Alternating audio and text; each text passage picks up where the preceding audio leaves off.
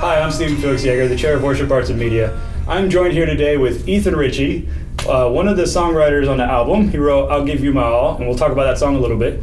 But he's also the lead guitarist for the album and played solos on almost every song. That's true. A couple of them didn't have guitar, but the ones that did, whenever you hear some soaring epic goodness, that is Ethan.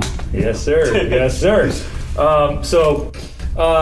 Can you, so the song that you have, I'll Give You My All, was co-written by you and your fiance, Elvira.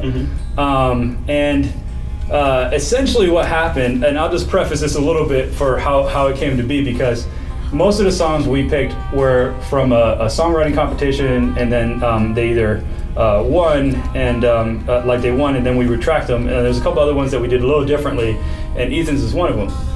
Ethan is actually a really excellent producer at this point. You've grown a lot as a producer. He uses Logic. You know, we teach Pro Tools or Logic or anything like that, but he kind of learned Logic on his own and has grown a lot. And so I kind of commissioned you a few months ago. I was like, hey, why don't you and Elvira write a song? Yep. And just do the whole thing. And then when you got it, I'll do vocal production on it, and then we'll call it a day. Yeah. And so it was like, I was like kind of 70-30 on, is he going to do this or not? I was like, yeah, he'll probably do it. I didn't even know. There's a chance. So, but then you did, and it was awesome. We had like a little time frame, like 2-3 months or something like that, and you came back, and it sounded awesome. Thank you. And it's one of my favorite songs on the album. So I'm glad. That's great. That's great. Right. Can you tell me a little bit about it? Like, what does it mean? And how it came about? Yeah. So basically, the song originated in your songwriting class, which is a great class, by the way. Make sure you take it. Good plug. Got to plug it, right? Yeah, there you go. There you go. Yeah, so it was our final assignment, and you had assigned us to get together with like a partner and write a worship song, which I had never done before. So naturally, I partnered with my girlfriend at the time, who's not my fiance, as mentioned. You see what happened? That's how it goes. This is how it goes, right? You're in college, you know what I'm saying, ring before spring. Get in a group together. Get engaged. Right. That's how it works. Yeah. Right. So basically we had talked back and forth, and the goal was that we would both kind of like write separate parts and then come back together, bring them together, and see what we had. And so I remember that night I was in one of my night classes, and I should have been listening to the professor, but what I was actually doing was like focused on the song, and I was just like running this melody through my head, and I was like, man, like I need this class to end so I can get back to my room and like practice this melody, like this could be something. And the class didn't end. It went for like 2 more hours actually. So during that time I just kind of was thinking in my mind and running that melody over and over, and what I decided to do was like write what I thought might be the notes in my head. Like I wrote them down in my computer, and then when I finally did get back to my room, I tried it out, and like to my surprise, they were correct. That's pretty good. That's like Mozart-ish right there. I'm glad. You know what I mean, that's pretty good. That's rare for me, so that was cool. And it worked. So basically I added some chords to that, and that was kind of how each part of the song went. Elvira ended up writing the bridge and parts of the chorus, and we just kind of brought everything together, and it worked, I think. Yeah.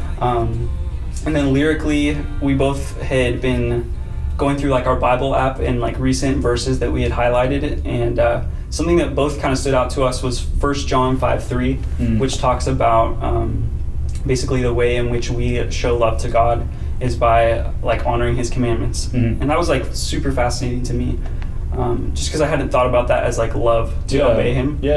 And so as we kept writing the song, it kind of unfolded as this story of like a guy who is looking back on his past, and he's thinking about like times that he's failed or had like faith crises or whatever. And as he's looking back on those moments, he's seeing that like God was in each and every one of those, despite like his unfaithfulness. And so that's the chorus, basically. Yeah, exactly. Yeah. And so he wants to respond to that with love, and he's recognizing that to do that he has to surrender himself. And I think we've all found ourselves kind of in a position like that. So that's good. It's really, really good.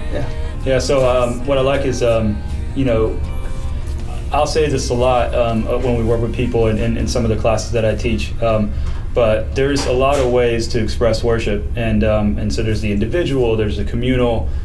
Yours is a story, but that story is also our story. It's everybody's story, every Christian story that kind of goes through this life with Jesus, and then it comes reflective back to God and accepting or like speaking back to Him. And so it's really good. It's really powerful. Thank you. Yeah, that was the goal. Yeah, cool. All right, so I want to talk a little bit about your guitar playing. Okay.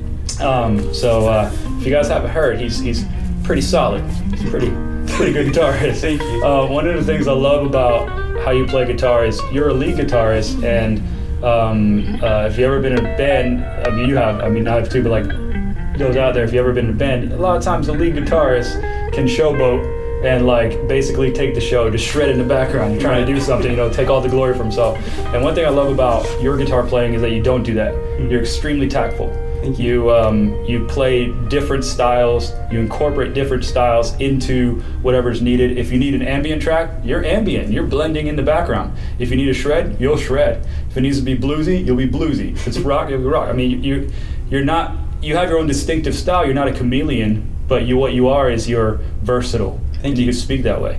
And so I want to talk a little bit about how that came about, because the other thing you may not know about Ethan is he is a legacy child of LPU.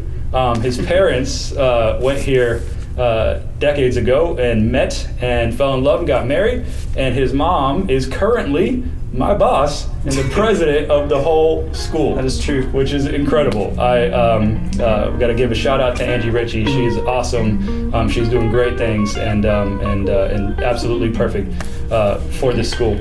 But I want to focus a little bit on your dad. Yeah. Because your dad was an incredible guitarist. Right. He's taught guitar here a little bit too, but just was in bands and stuff in the Jesus movement and that kind of all that stuff. And so and he's the guy that got you into it. So can you talk a little bit about him? Yeah, my dad's absolutely insane. Honestly, the best guitarist that I've ever heard, best guitarist I've ever met, best guitarist I've ever seen. And you roll with a lot of guitars too, so that's true. That's true. He's insane. Absolutely, like my favorite guitarist, my biggest influence, and something that was like so cool about like his teaching style with me is that like he wanted me to be a guitarist. He always like dreamed of that, but he never forced me into it at all.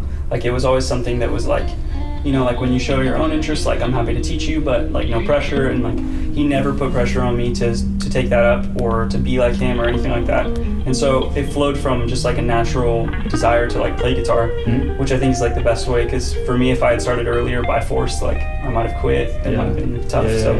That's something that I'm just super appreciative of. And like honestly, his playing style, similarly to what you're saying about me, is like he can play any style. He can play metal, he can play jazz, he can play anything, and that really contributed to my like just appreciation and love for music in all genres. It's awesome. Yeah. All right. Big shout out to Lou Richey. Yes. Let's finish this, but let's talk a little bit about your growth as a producer.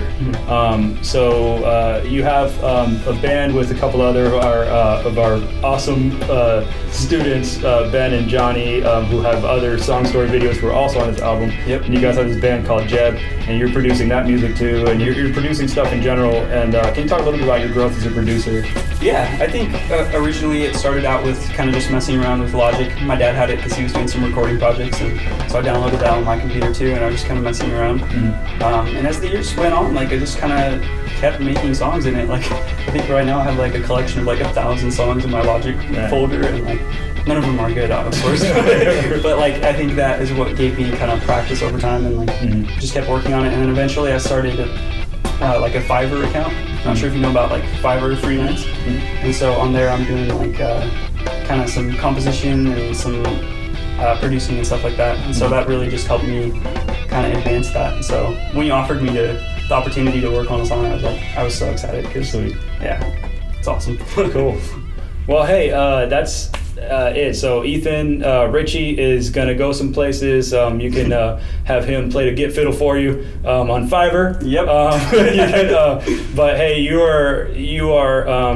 have left your mark in LPU. I say this because he's graduating real soon here, and he's going to get married, and he's going to move on. But you'll be a friend to LPU forever. Thank you. You'll be a friend to WAM forever. You're invited back to anything you ever want to do. That's awesome. And we'll definitely continue to work on projects, and let's get you on the next album before you go. How about I love that? it. Let's do it. All right. Awesome. Okay.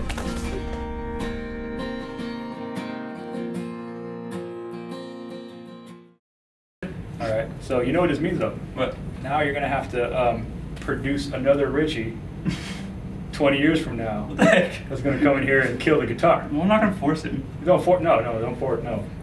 But persuade him by the good guitarness that's going on. You know what I mean? All Just right. like raise him up in that. We'll see. And then he's gonna come out like another little carbon copy, just like your dad and you. Y'all look just alike. Okay. And so you'll have a third one 20 years from now. Third Richey. It's gonna be good. All right. All right.